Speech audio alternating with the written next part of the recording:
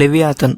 Recent గా social మీడియాలో ఎక్కడ చూసినా ఈ లెవియాథన్ అనే జీవి గురించే టాపిక్ నడుస్తుంది. అసలు ఈ లెవియాథన్ అనే జీవి నిజంగా ఉందా? ఒకవేళ అది లేకపోతే దక్షిణ అమెరికా ఇంకా అంటార్కిటికా మధ్య కనిపించే ఈ పాము లాంటి ఆకారం ఏంటి? అంటార్కిటికా సముద్రంలో నీటి మట్టం ఎందుకు పెరిగింది? ఇంకా త్వరలో భూమి అంతం కాబోతుందా? సో ఈ ప్రశ్నలన్నిటికీ సమాధానం ఇప్పుడు ఈ వీడియోలో తెలుసుకుందాం. ఈ లెవియాథన్ అనే జీవి గురించి బైబిల్లో మెన్షన్ చేశారు. అండ్ బైబిల్ పురాణాల ప్రకారం ఈ లెవియాథన్ అనేది సముద్రం లోతుల్లో జీవించే ఒక భయంకరమైన జీవి. దేవుడి ప్రపంచం సృష్టించిన తర్వాత 5వ రోజు ఈ లెవియాథన్ ని సృష్టించాడు. అండ్ మనుషులకు అన్ని జీవులపైన కంట్రోల్ ఇచ్చాడు, కానీ ఈ లెవియాథన్ పైన మాత్రం కంట్రోల్ ఇవ్వలేదు. బికాస్ ఈ లెవియాథన్ అనేది చాలా పెద్దగా భారీ ఆకారంలో ఉంటుంది. ఇంకా ఇది ఎంత పెద్దగా ఉంటుందంటే కేవలం దీని తలనే ఆంధ్రప్రదేశ్ తెలంగాణ రాష్ట్రాల కంటే పెద్దగా ఉంటుంది. దీని శరీరం పైన ఇనుప కవచాలు లాంటి పొలుసులనేవి ఉంటాయి. దీని శరీరం పైన అంతా కూడా రక్తంతో ఎర్రగా ఉంటుంది. ఇంకా దీని చుట్టూ చాలా వేడిగా ఉంటుంది. సో దాని వల్ల ఇది ఉన్న ప్లేస్ లో వేరే సముద్ర జీవులు అనేవి ఉండలేవు.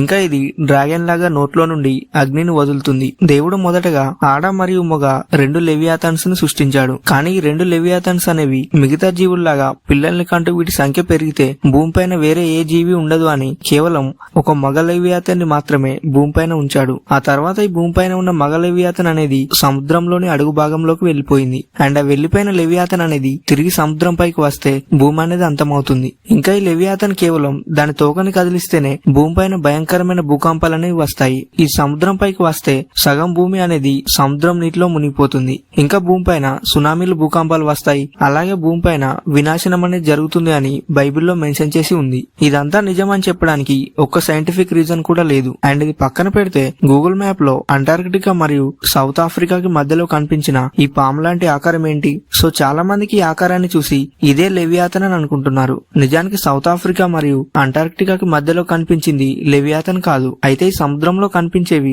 Scotia plates. అయితే గూగుల్ మ్యాప్ ని శాటిలైట్ వ్యూ లో జూమ్ చేసి చూస్తే అవి ఒక పాము ఆకారంలో కనిపిస్తున్నాయి. అండ్ చాలా మంది దీన్ని చూసి ఇదే లెవియాథన్ స్నేక్ అని, ఇంకా అది సముద్రం అడుగు భాగం నుండి బయటికి వచ్చిందని, త్వరలో భూమి అంతం అవుతుంది అని అనుకుంటున్నారు. కానీ నిజానికి ఇక్కడ కనిపించేది లెవియాథన్ స్నేక్ అయితే కాదు. ఇంకా మీరు ఈ లెవియాథన్ స్నేక్ గురించి ఏమనుకుంటున్నారు? ఇది నిజంగా ఉంది అని నమ్ముతున్నారా లేక లేదు అని నమ్ముతున్నారా అనేది కామెంట్ చేసి చెప్పండి.